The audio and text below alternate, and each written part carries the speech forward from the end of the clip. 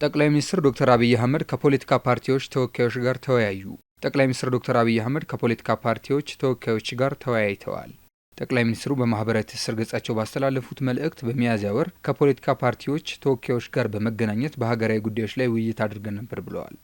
በወቅቱም በየደረጃው ውይይቶች እንዲቀጥሉ አቅጣጫ ተቀምጦ እንደነበረም ጠቅሰዋል። ዛሬ የሚያዝያ ውይይታችን ቀጣይ የሆነና ሁሉን አቀፍ ጠቀሜታ ባላቸው ሀገራዊ ጉዳዮች መግባባት መፍጠርን የተመለከተ ውይይት አድርገናል ብለዋል።